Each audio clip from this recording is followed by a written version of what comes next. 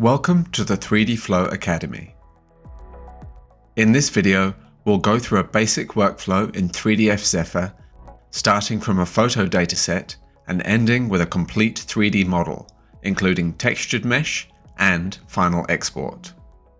We'll use the built-in wizards, so it's easy to follow along even if you're just getting started. Let's start by creating a new project. Click on the workflow menu and choose New Project. This is the fastest way to set everything up correctly.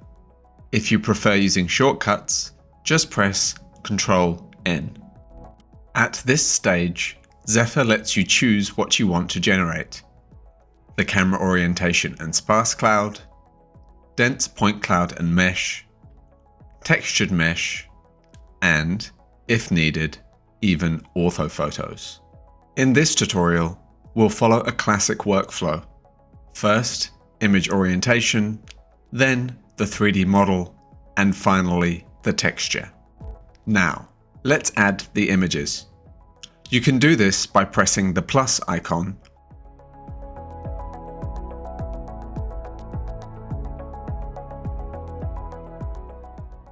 or simply by dragging and dropping your images, or the entire folder, into Zephyr. Once the import is done, you can move straight to the reconstruction settings.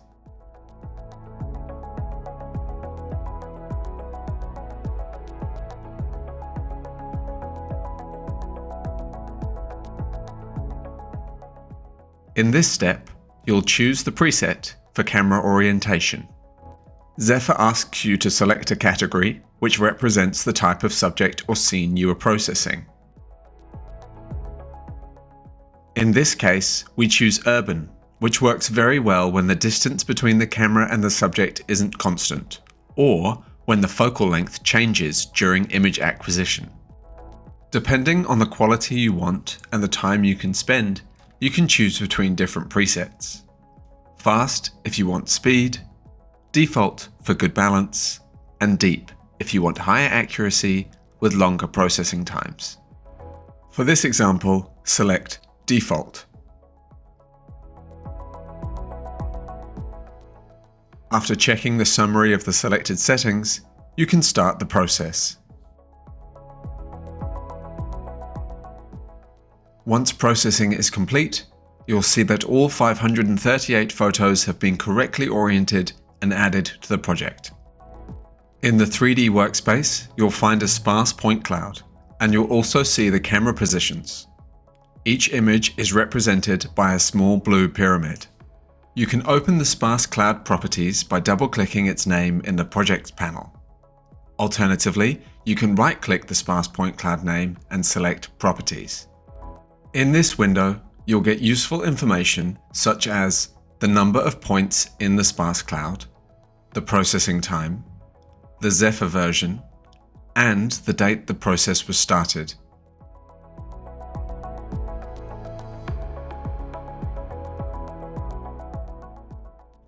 A good practice is to enable the bounding box display right after the camera orientation step. You can think of the bounding box as a selection tool. It defines a volume that tells Zephyr where to focus during the next reconstruction stages. Adjusting the bounding box to match the size of your subject or scene helps Zephyr optimize the generation of both the dense point cloud and the mesh. To fit it properly, you can move, rotate, and scale it directly in the 3D workspace, using the editing panel that appears as soon as the bounding box is enabled. At this point, it's strongly recommended to save the project. It's a good habit. Camera orientation is already done, so it makes sense to create an intermediate save before moving on to heavier processing steps. Now we move on to the most demanding part of the workflow, generating the dense point cloud and the mesh. Go back to the workflow menu and select 3D model generation. Here you can choose which cameras to use for generating the 3D outputs. In this case, select all cameras, so all 538 images are used. For the dense cloud parameters, Zephyr again asks for a category and a preset. We choose Urban and Default, which works well in most scenarios.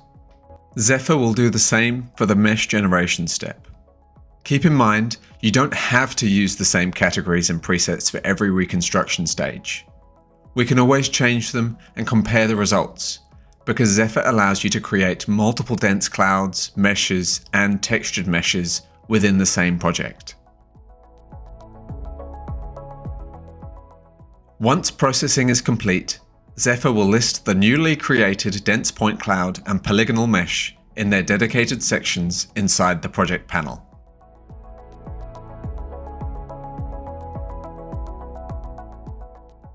Just like with the sparse cloud, you can inspect the properties of both the dense point cloud and the mesh.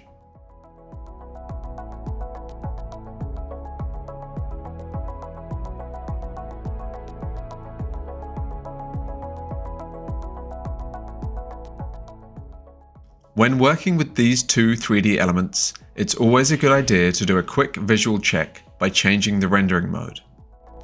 You can enable lighting in the 3D workspace by clicking the light icon in the toolbar, then click the icon next to it to disable color and visualize the geometry only.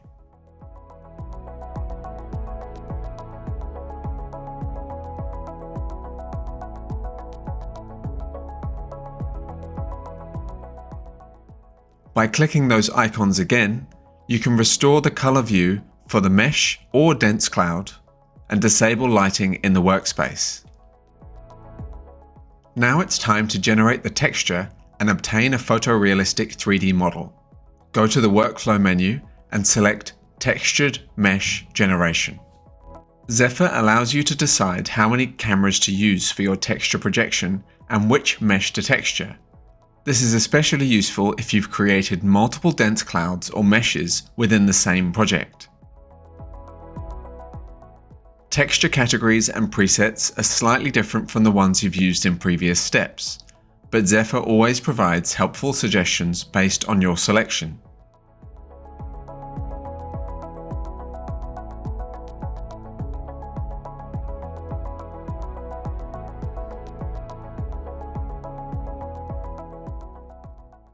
When processing is complete, the textured mesh will appear in the dedicated section of the project panel. As always, you can open its properties just like you did with the previous 3D elements.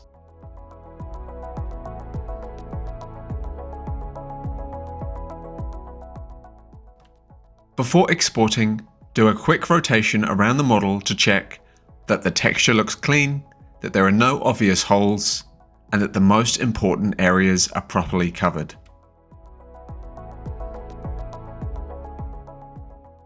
Now you can export the 3D model. Right-click on the textured mesh name and select Export. In the Export window, you can choose different formats and parameters to generate the output that best fits your needs. If you also need a non-textured version, you can export the mesh and the dense point cloud as well.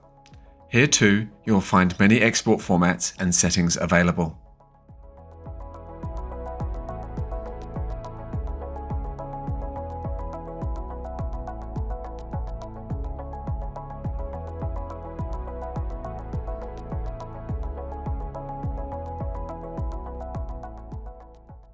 You can also export the sparse point cloud and all associated information, such as camera internal and external parameters. It's worth mentioning that in the Zephyr Lite version, only the textured mesh can be exported. And that's it. You've completed the basic workflow in Zephyr.